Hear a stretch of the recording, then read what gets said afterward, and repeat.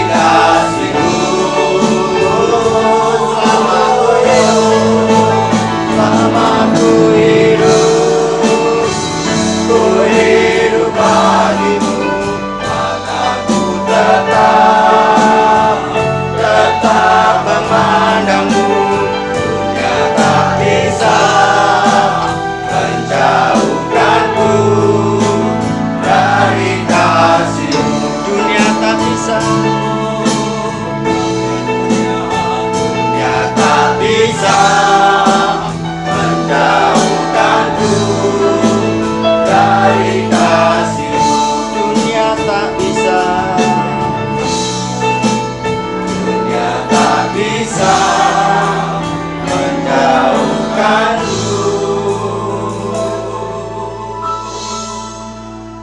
dari kasih-Mu. Tepat dalam sikap doa Bapak Ibu, waktu dan tempat kami silakan kepada Bapak Maposna. Terima kasih. Kiranya renungan kami sore hari ini manis kedengaran kepadamu ya Tuhan. Kami hendak bersuka cita karena Engkau. Amin. Silakan duduk. Selamat sore jemaat kasih Tuhan. Selamat sore. Syukur karena sore ini kita kembali boleh belajar firman Tuhan. Izinkan saya juga menyampaikan salam damai sejahtera dari STT Aletheia Lawang. Pas saya mengajar, salam Aletheia, salam kebenaran di dalam Tuhan kita Yesus Kristus. Biarlah kebenaran itu senantiasa hadir dan memakai hidup kita menjadi berkat bagi orang-orang di sekitar kita. Saya mengajak kita untuk membaca dari Markus 7 ayat 1-8 sesuai dengan tema yang diberikan kepada saya. Markus 7 ayat 1-8. Saya akan baca untuk kita semua dari terjemahan baru edisi yang kedua. Orang-orang Farisi mengerumuni Yesus bersama beberapa ahli Taurat yang datang dari Yerusalem. Mereka melihat bahwa beberapa orang muridnya makan dengan tangan yang najis, yaitu dengan tangan yang tidak dibasuh. Sebab orang-orang Farisi seperti orang-orang Yahudi lainnya tidak makan kalau belum melakukan pembasuhan tangan dengan seksama, karena mereka berpegang pada adat istiadat nenek moyang mereka. Dan kalau pulang dari pasar, mereka juga tidak makan kalau tidak lebih dahulu membasuh dirinya. Banyak warisan lain lagi yang mereka pegang, umpamanya hal mencuci cawan, kendi, dan bejana perunggu, serta tempat pembaringan. Karena itu, orang-orang Farisi dan ahli-ahli Taurat itu bertanya kepadanya, "Mengapa murid-muridmu tidak hidup menurut adat istiadat nenek moyang kita, tetapi makan dengan tangan najis?" Jawabnya kepada mereka, "Tepatlah nubuat Yesaya tentang kamu, hai orang-orang munafik. Seperti ada tertulis, bangsa ini memuliakan aku dengan bibirnya, padahal hatinya jauh dari aku. Percuma mereka beribadah kepadaku, sedangkan ajaran yang mereka ajarkan ialah perintah manusia. Perintah Allah kamu abaikan, dan adat istiadat manusia kamu pegang." Demikian jauh pembacaan firman Tuhan. Nah, kalau kita membaca di awal ayat ini, dikatakan bahwa Yesus itu dikerumuni ya oleh orang-orang Farisi dan ahli Taurat, digeruduk begitu ya. Dan kalau kita baca bagian ini, maka di perikop sebelumnya itu Yesus itu sebetulnya berada di Genesaret, dan di perikop pasal 7 ya, perikop selanjutnya pasal 7 itu Yesus menuju ke daerah Tirus. Jadi sebetulnya kalau kita bicara soal Israel ya, pada zaman Tuhan Yesus, Yesus itu berada di sebelah utara ya, dari Israel. Sedangkan di ayat yang pertama itu dicatat orang-orang Farisi dan ahli-ahli Tauratnya ini dari mana? Di ayat yang pertama tadi. Dari kota Yerusalem ya. Kalau kita lihat petanya sebentar, petanya bisa dimunculkan ya. Nah, ini ya. Yesus itu sebetulnya lagi ada di utara sini ya. Itu digeruduk sama orang-orang Farisi ahli Taurat yang dari Yerusalem. Kengangguran. Dari selatan, dari pojok pergi pojok mereka belani, orang Jawa bilang. Gitu ya. Geruduk Tuhan Yesus itu ya, di mana di utara sana. Mereka dari selatan zaman dulu, dan seperti zaman sekarang ya. Sekarang mungkin bisa naik bis, bisa naik, kalau orang mau demo itu kan bisa naik macam-macam ya. Ini mungkin mereka jalan kaki ya. Tapi mereka itu belani gitu. Sehingga pertanyaannya ngapain ini? Ngangguran tak mereka? Kok sampai dikatakan sini mengerumuni loh ya. Bukan sekedar datang gitu ya, atau nyopo sama Tuhan Yesus, bukan. Mereka punya agenda memang. Karena apa? Karena saat itu memang Yesus sudah mulai terkenal, banyak orang sudah mulai mau mengikut Yesus, sehingga akhirnya mereka kehilangan pamor. Orang-orang Farisi dan ahli-ahli Taurat ini. Dan apa yang mereka lakukan? Karena itu mereka mencoba untuk, bisa jadi ya, mereka mau cari gara-gara gitu ya, mau menunjukkan bahwa sebetulnya Yesus ini bukan orang yang baik. Tetapi juga kalau kita perhatikan, apa yang mereka lakukan sebetulnya bukan sekedar cari gara-gara, tapi lebih kepada mereka itu mau pamer sebetulnya. Pamer bahwa apa yang mereka ajarkan itu lebih baik daripada apa yang Yesus ajarkan. Dengan harapan apa? Kalau mereka bisa nunjukkan itu, oh ternyata murid-muridnya Yesus itu makan aja tidak cuci tangan. Sedangkan kami ini menjaga aturan yang sudah ada begitu ya. Sehingga sebetulnya lebih baik gitu. Gara-gara mendengarkan Yesus akhirnya mereka ini malah makannya itu tidak mau cuci tangan gitu ya. Nah, mereka mau pamerkan itu supaya apa? Harapannya Pak, orang-orang itu akhirnya oh iya ya ternyata Yesus ini tidak lebih baik daripada orang-orang Farisi dan ahli Taurat yang menjadi pemimpin-pemimpin bangsa Yahudi pada saat itu. Nah, kalau kita perhatikan, mereka tuh pamerkan dengan menunjukkan bahwa sebetulnya mereka tuh melakukan semua itu ya tetek bengek yang ada di dalam aturan-aturan keagamaannya mereka. Dengan kata lain, mau menunjukkan bahwa jadi muridnya Tuhan Yesus itu ternyata malah nggak lebih baik, malah akhirnya meninggalkan gitu ya aturan-aturan yang ada. Bagi orang-orang Farisi, orang-orang Yahudi ya, yang tercatat di sini, kebersihan itu bukan sekedar sebagian dari iman. Kebersihan itu adalah praktek iman mereka. Jadi kalau ada orang kempro, itu dari orang tidak beriman itu. Dan itu mereka mau tunjukkan, mereka mau pamerkan. Wah, setelah kamu murid-muridnya itu setelah ikut Yesus itu malah jadi orang yang kempro, mangan naik nggak cuci tangan. Gitu. Kami ini loh, betul-betul bersih kami ini. Untuk menunjukkan, memamerkan bahwa mereka itu lebih baik. Ketika mereka ditanya, itu ya, ketika mereka bertanya kepada Tuhan Yesus, mengapa murid-muridmu tidak hidup menurut adat istiadat nenek moyang kita? Ya, tetapi makan dengan tangan najis. Harapannya untuk saat itu ya menunjukkan bahwa oh ternyata yang ikut Yesus itu malah jadi orang yang nggak baik, gitu ya, orang yang kempro, katakanlah begitu. Nah Yesus ternyata memberikan jawaban yang menarik.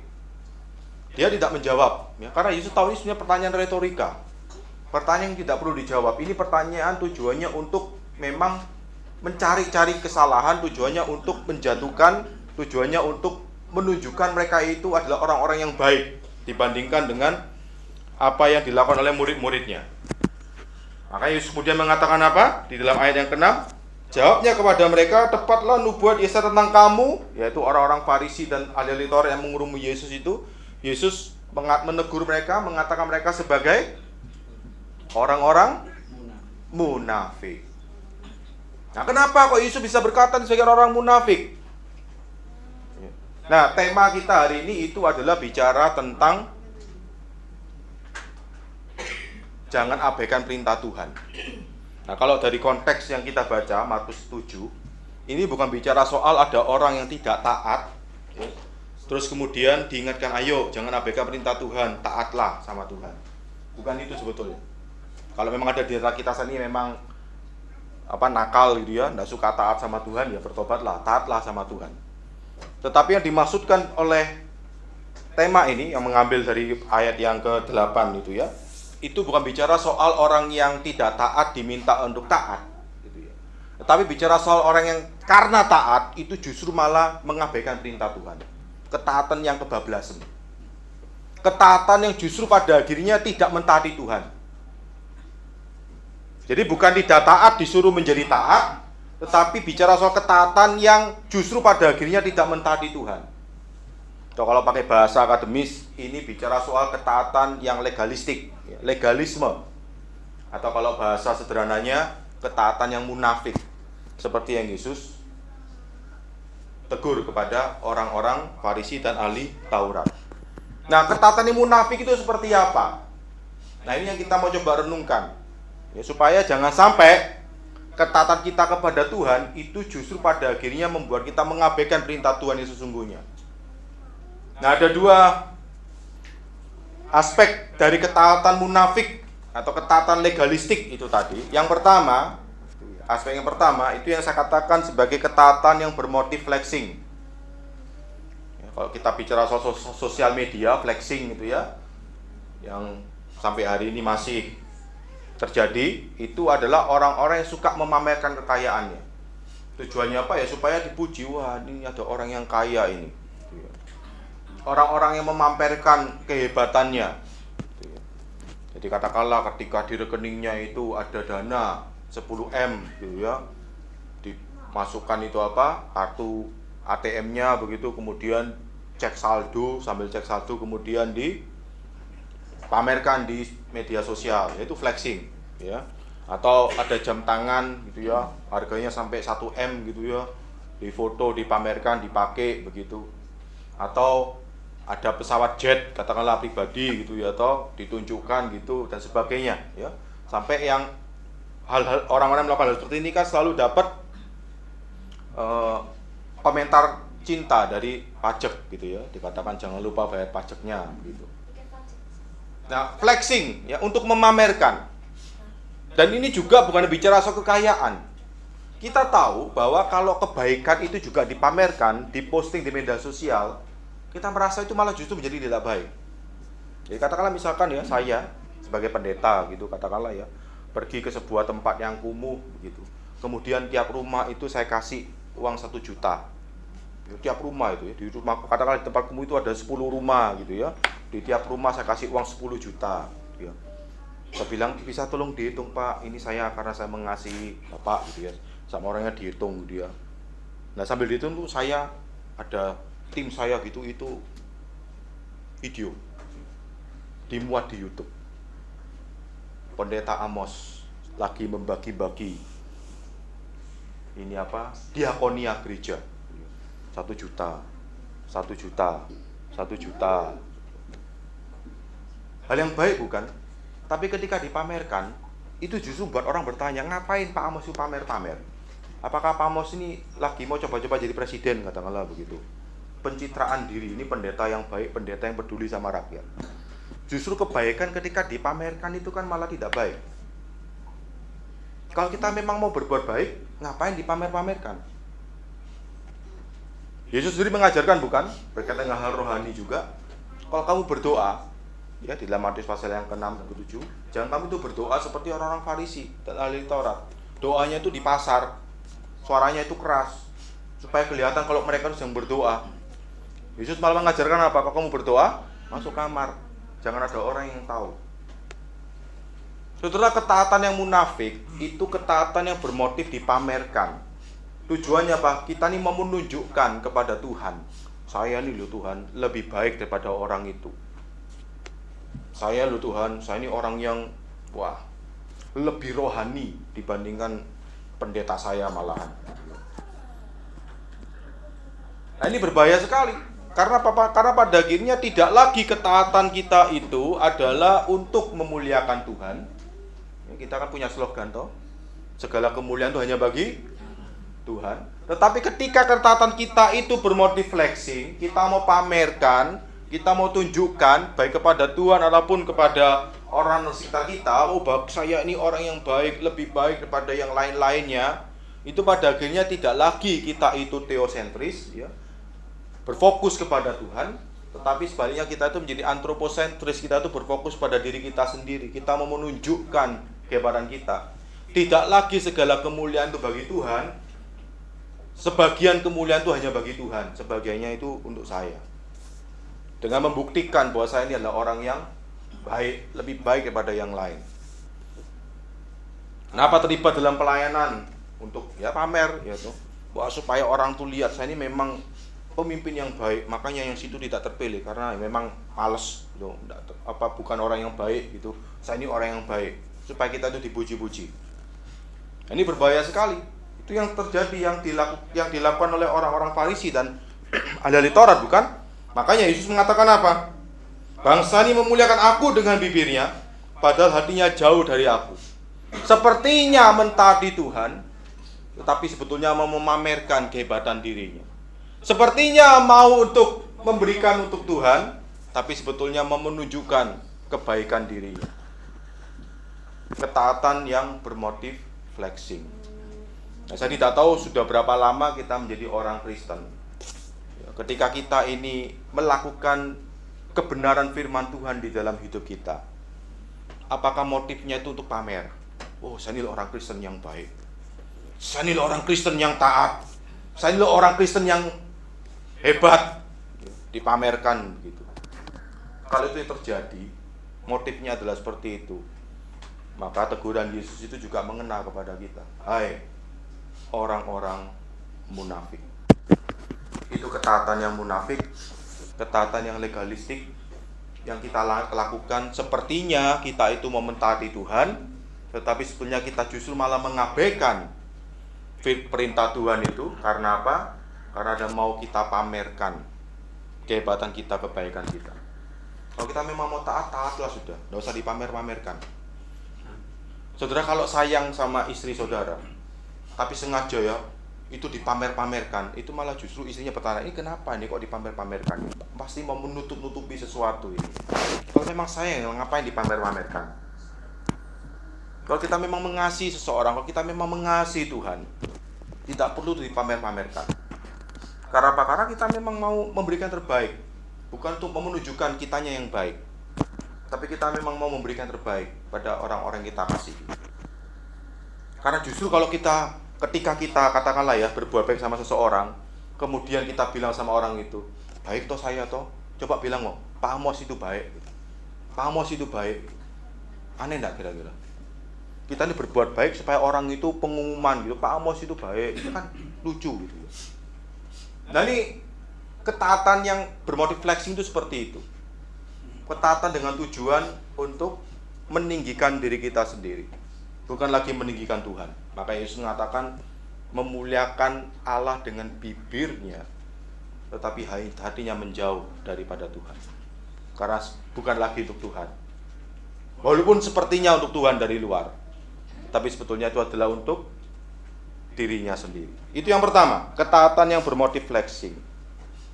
Kemudian ketaatan yang munafik atau ketaatan yang legalistik itu tadi adalah juga bermotif superficial, dangkal.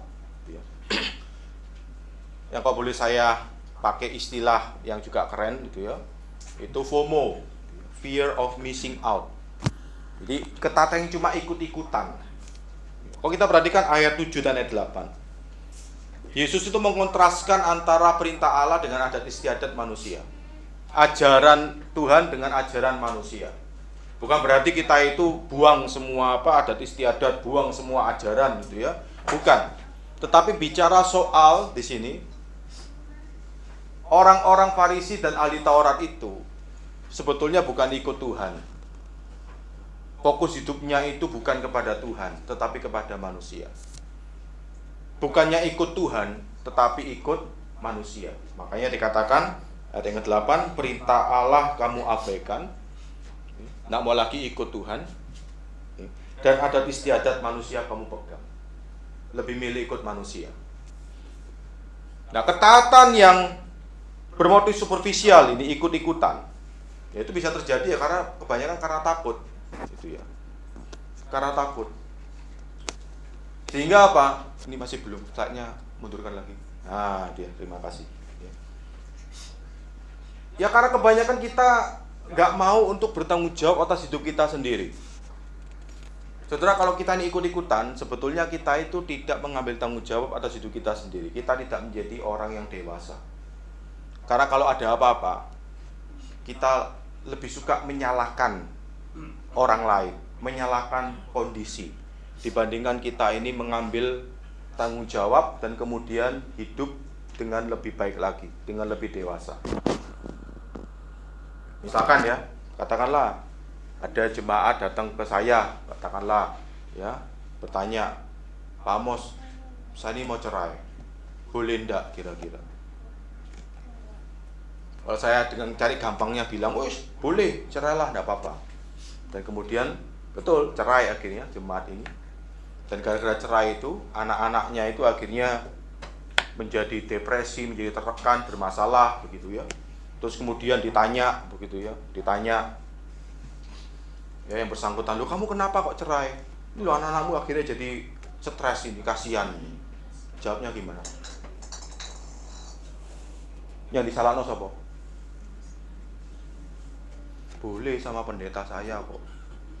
Misalnya pendeta nih, nggak mau tanggung jawab dengan keputusan dan ketaatan yang dia ambil. Karena apa? Ikut omongannya pendeta. Sama juga katakanlah misalkan kalau ternyata saya kasih jawaban yang sebaliknya, nggak boleh. Bulan depannya yang bersangkutan itu digebuki sampai akhirnya masuk rumah sakit koma. Akhirnya pihak keluarganya itu tanya gitu ya sama anaknya gitu. Loh ini kan sebetulnya kan mama itu kan memang seharusnya cerai, sudah dari dulu 10 tahun digebuki terus sudah bolak-balik keluar masuk rumah sakit. Ini sekarang parah sampai akhirnya koma begini. Kenapa kok enggak cerai-cerai? Sini salahno sapa? Pendeta nih. Enggak oleh soal sama pendetanya. Itu namanya orang Kristen yang tidak bertanggung jawab. Cuma mau enaknya lempar baju sembunyi tangan. Ini berbahaya sekali saudara. Kita bukan menjadi orang yang dewasa akhirnya. Kita hanya mau cuma ikut-ikutan aja. Kalau ternyata terjadi suatu masalah ketika kita karena ikut-ikutan itu, yang disalahkan bukan diri kita sendiri, bukan kita mencoba untuk menjadi lebih baik, memperbaiki hidup kita. Kita tidak mau tanggung jawab, kita malah salahkan yang ada di luar kita. Bahkan kita bisa salahkan Tuhan. Itu gara-gara apa? Karena ketaatan yang superficial itu tadi, ketaatan yang dangkal itu tadi. Ketaatan yang dilakukan ya karena ikut-ikutan. Apakah karena itu ya, misalkan ya, kenapa kok ketika ditunjuk jadi penatua itu mau? Karena ikut-ikutan. Kenapa? Ya semua teman-temannya lain itu mau jadi penatua. Nanti kalau saya jadi penatua pikirnya kok egois gitu ya, kok tidak setia kawan begitu. Ya sudah wis, ikut-ikutan udah. Itu ketaatan superficial, ketaatan yang dangkal. Karena ketika ada kesulitan, ada pergumulan, ya saya kan cuma ikut mereka semua. Kalau taunya kayak gini ya ngapain saya ikut jadi penatua? Akhirnya kan tidak bertanggung jawab. Ini justru malah kelihatan ketika pemilu kemarin ya. Saya sering kali tanya, Pak Amos pilih siapa? Saya sengaja tidak mau ngomong pilihannya itu siapa. Karena apa? Kalau ternyata saya bilang, oh pilihan saya adalah Z dan jemaat, karena yang ngomong ini pendetanya itu pasti akan cari gampang, oh Pak Amosnya pilih Z, aku juga pilih Z gitu ya. Terus kemudian ternyata Z itu setelah jadi pemimpin, dari presiden, buat masalah Indonesia jadi kacau. Sini salahno sapa? Yo Pak Amos lu pilih Z itu, aku kan cuma itu bukan orang Kristen bertanggung jawab. Ketaatan kita dalam Roma 13. Hormatilah pemerintah, tunduklah pada pemerintah yang dipilih oleh Tuhan. Itu kitanya seperti taat, ya toh, mengikuti pemilu. Karena apa? Itu kan memang perintah Tuhan. Kita ini tunduk ya, sudah waktunya pemilu ya, seperti kata Yesus juga, apa yang menjadi bagiannya kaisar kita berikan ya. Jadi pemerintah mengadakan pemilu, bagiannya adalah mendapatkan suara kita. Oke, saya taat. Kita sepertinya taat kepada firman Tuhan, tapi ketaatan yang superficial, ketaatan yang dangkal, itu ketaatan yang munafik. Karena apa? Cuma ikut-ikutan, tidak mau mikir, tidak mau bertanggung jawab atas ketaatan yang dilakukan. Makanya ketika ditanya, saya cuma berikan 2 petunjuk. Kamu kalau setuju ya silakan, kalau tidak setuju ya tidak apa-apa juga ya. Karena kamu bertanggung jawab atas pilihan kamu sendiri. Karena kan sebetulnya pemilih itu kan tetap punya singkatannya, pada saat kan luber, langsung, umum, bebas, dan saya kan tidak wajib untuk ngomong saya itu mau pilih siapa. Jadi saya cuma bilang, bagi saya ya, kalau saya mau milih, saya pegang 2 petunjuk ini. Yang pertama, saya tanya sama jemaat yang tanya sama saya, ya kamu udah harus jawab, kamu silakan pikirkan aja. Nanti jawabannya adalah kamu tuh coblos siapa, itu terserah kamu, udah so ngomong sama saya. Petunjuk pertama, apakah kamu yakin pemerintahan Jokowi ini sampai hari itu pemerintahan yang baik? Kalau memang kamu bilang ya sekali lagi, nggak usah jawab, nggak usah ngomong jawabannya. Kalau memang kamu jawabannya ya, berarti silakan pilih di antara calon-calon itu yang menurut kamu paling bisa melanjutkan kepemimpinan Jokowi. Kalau jawabannya tidak, silakan juga sama, pilihlah di antara calon-calon itu yang menurut kamu paling bisa memberikan perubahan terhadap kepemimpinannya Jokowi, tidak lagi melanjutkan. Kamu udah ngomong jawabannya, pikirin dewek. Itu petunjuk yang pertama. Petunjuk yang kedua, semua kan bilang rekam jejak itu kan penting. Ya. Kamu lihat sampai hari ini, ya, setelah perdebatan-perdebatan, ya, sebelum menjelang masa pemilihan nanti, di antara semua calon itu yang bisa ngontrol dan mengatur pengikutnya itu yang mana? Kalau sampai detik ini ternyata ada pengikut, ada pendukungnya yang ternyata suka menyebar hoax, suka menyebar kebencian, itu tidak bisa dikontrol, ya jangan dipilih. Sejak jadi calon aja bisa ngontrol kok.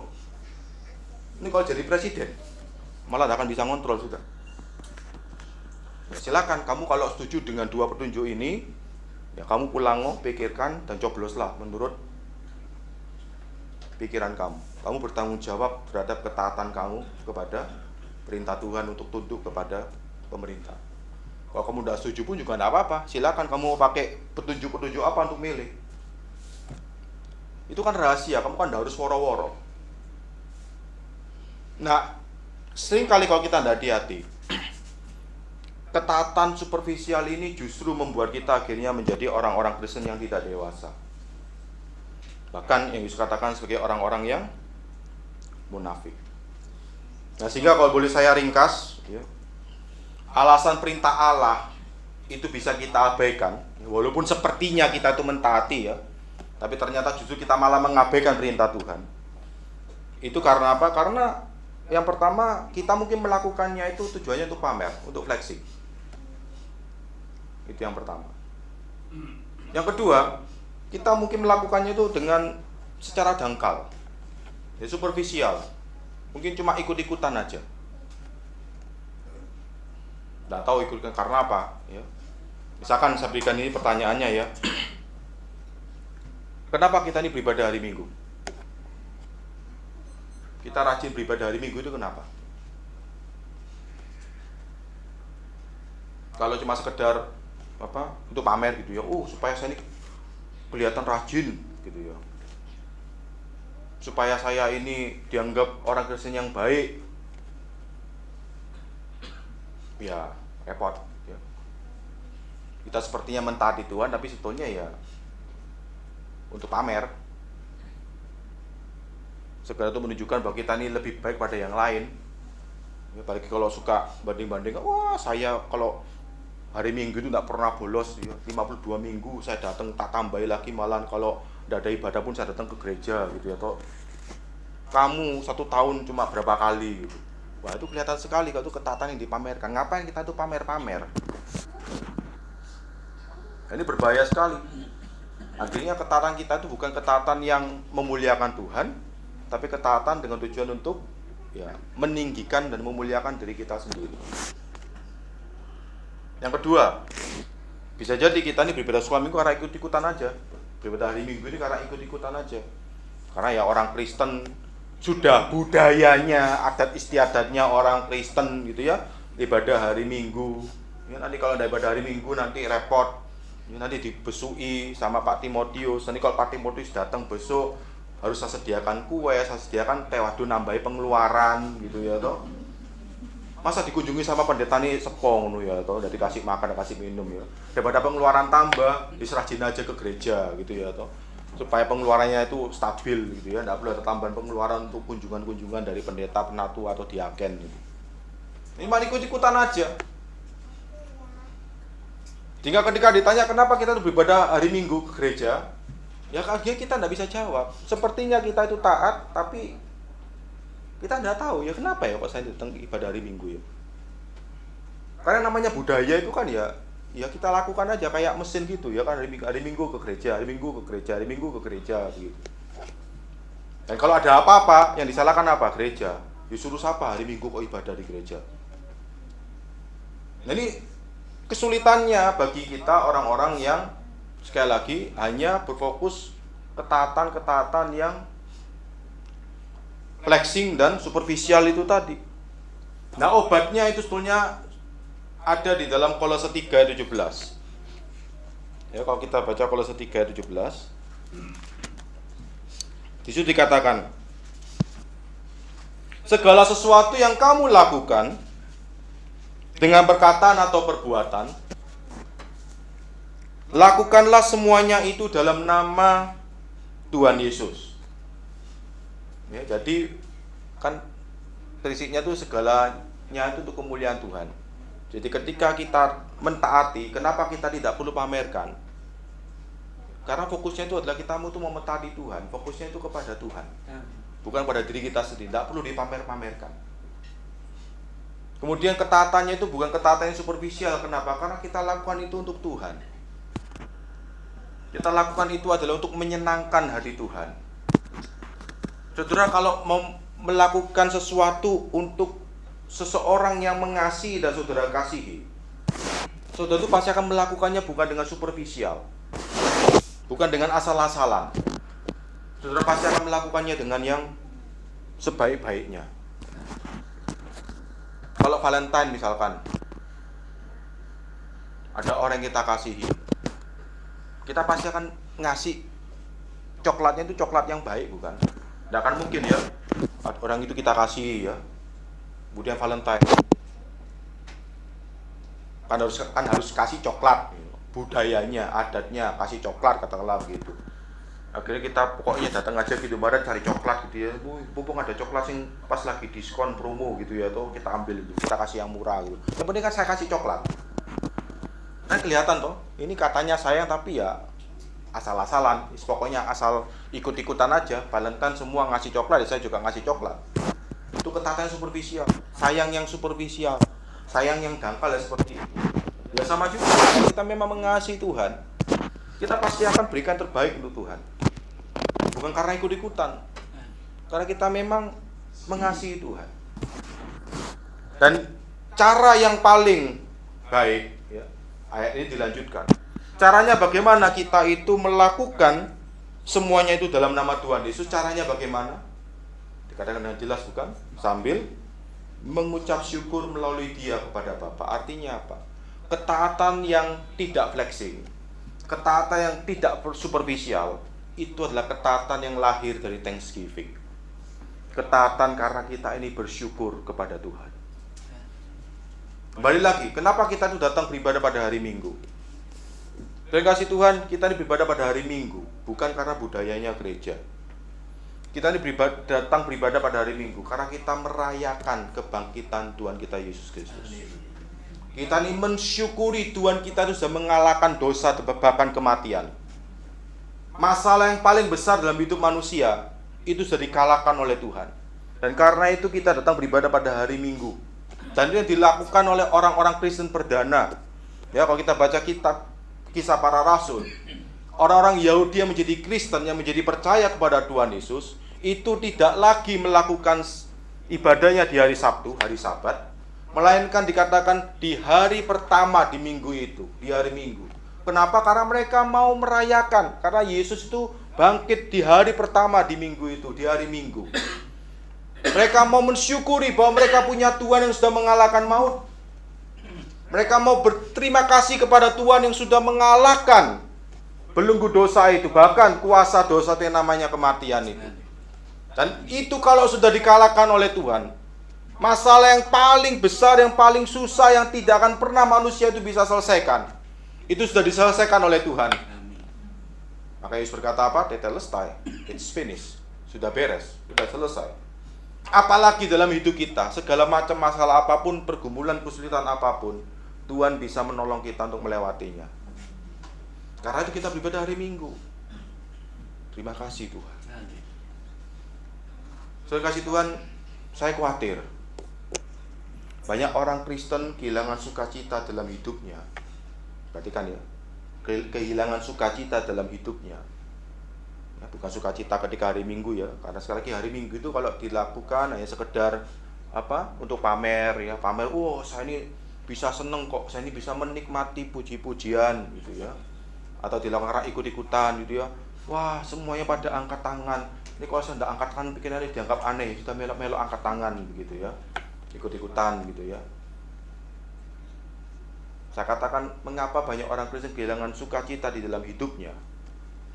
Ya mungkin karena mereka bukan hidup di dalam ucapan syukur.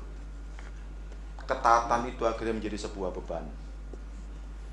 Ya dari Minggu, wah saya mau pamer lah, mau tunjukkan saya ini memang rajin gitu ya. Apalagi kalau katakanlah ini apa, anak-anak yang lahir dari keluarga Kristen begitu ya. pamer, rajin datang ke sekolah minggu, rajin datang ibadah, rajin ke persekutuan. Tujuannya apa? Kalau minta apa-apa beliin sepeda motor gitu ya. Papanya, oh iya kamu anak yang baik, rajin, akhirnya dibelikan sepeda motor gitu ya. Kan untuk pamer sebetulnya. Ya karena kalau nanti tidak rajin, papanya bisa pakai itu jadi alasan. Tuh karena kamu aja tidak rajin ke sekolah minggu, tidak rajin ke gereja, ya sudah tidak dibelikan akhirnya. Atau karena ikut-ikutan. Kalau kita itu lakukan karena ikut-ikutan, ketika semuanya sudah tidak lagi lakukan itu, akhirnya kita juga malas bukan lakukannya. Ya kenapa banyak anak-anak muda itu mungkin akhirnya ya setelah pindah ya dari gereja asalnya pindah ke tempat lain itu tidak lagi ke gereja. Ya mungkin karena ketika di gereja asalnya itu ikut persekutuannya, ikut ibadahnya karena ikut-ikutan, karena semua temannya pergi ke sana, jadi makanya ikut juga. Tapi ketika dia itu pindah ke tempat yang lain, yang ada lagi teman-temannya, gak ada lagi yang dia itu bisa ikut-ikutan, ya sudah males sudah akhirnya. Akhirnya kehidupan orang-orang Kristen banyak kehilangan sukacita karena ketaatan mereka kepada Tuhan, bukan karena ucapan syukur, karena flexing atau karena superficial. Jangan abaikan perintah Allah dengan kita ini melakukannya untuk pamer atau melakukannya karena kita ini takut sesuatu. Kalau itu yang terjadi, saudara, tidak heran banyak orang Kristen itu kehilangan sukacita dalam hidup mereka. Hidup ini sekarang jadi beban. Perintah Tuhan itu seperti sesuatu yang menekan, yang akhirnya kita manfaatkan itu untuk kepentingan kita sendiri. Kiranya Tuhan menolong kita supaya kita belajar bersama dengan Tuhan hidup bersyukur, supaya sukacita kita itu sukacita yang sejati. Ya, supaya ketaatan kita itu ketaatan yang tidak munafik, ketaatan yang tidak legalistik, tetapi ketaatan yang lahir dari ucapan syukur kita kepada Tuhan. Mari kita berdoa. Tuhan, terima kasih untuk firman-Mu. Tuhan Roh Kudus, kiranya Kau tolong kami supaya kami boleh semakin menjadi orang-orang Kristen yang mengasihi Engkau dengan tulus, menjadi orang-orang Kristen yang semakin dewasa, bisa mempertanggungjawabkan keputusan dan tindakan kami sesuai dengan firman Tuhan, supaya kami menjadi orang-orang Kristen yang tidak munafik, tetapi orang-orang Kristen yang mengasihi Engkau, yang Kau berkati, supaya Engkau berkenan memakai kami menjadi berkat bagi banyak orang. Terima kasih, inilah doa kami di dalam nama Tuhan Yesus. Amin. Terima kasih, saya kembali.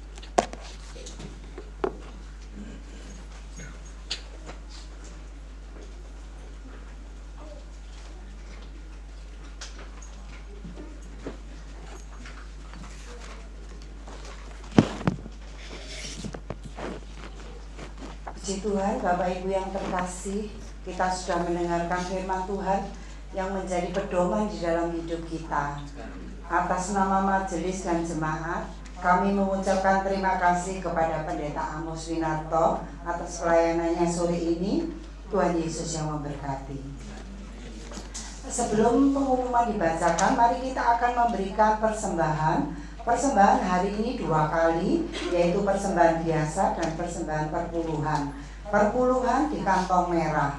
Untuk petugas persembahan adalah Ibu Eko Rudianto dan Ibu Sunarti Ningsih. Mari kita memberikan persembahan dengan lagu Kami Berkumpul Memuji-Mu.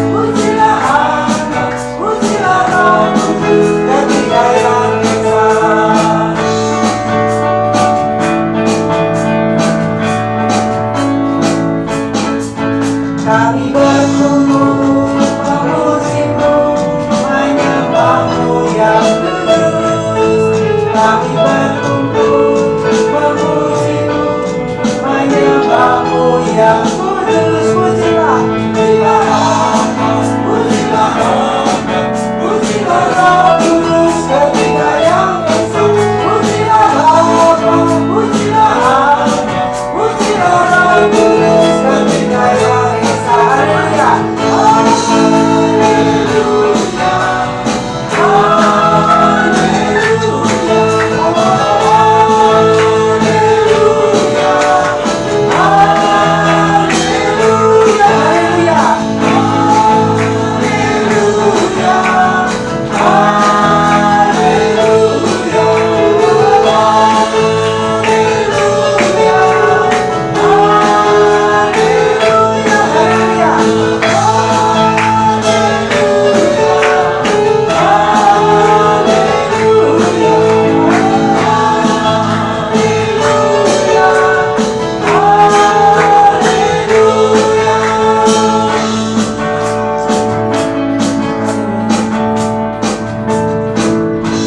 Terima kasih buat persembahan Bapak Ibu yang terkasih, Tuhan yang akan memberkati dengan limpah. Mari kita berdoa buat persembahan kita. Bapa di dalam surga, sungguh kami bersyukur Tuhan. Hari ini oleh karena kasih kemurahan-Mu Tuhan, kami boleh berhimpun di rumah Tuhan. Kami boleh memuji, memuliakan nama Tuhan. Bahkan kami boleh mendengarkan kebenaran firman-Mu Tuhan Yesus. Terima kasih atas firman-Mu, memberkati hamba-Mu Pendeta Amos Winarto yang sudah menyampaikan kebenaran bagi kami malam hari ini. Tuhan Yesus memberkati. Juga Tuhan, di tengah-tengah ibadah kami boleh memberikan persembahan yang merupakan berkat dari Engkau Tuhan Yesus. Terima kasih. Kiranya Tuhan sucikan persembahan kami sehingga boleh menjadi pelebaran kerajaan Tuhan di muka bumi ini. Terima kasih Tuhan, berkati kami semua. Di dalam nama Tuhan Yesus kami berdoa. Haleluya. Amin.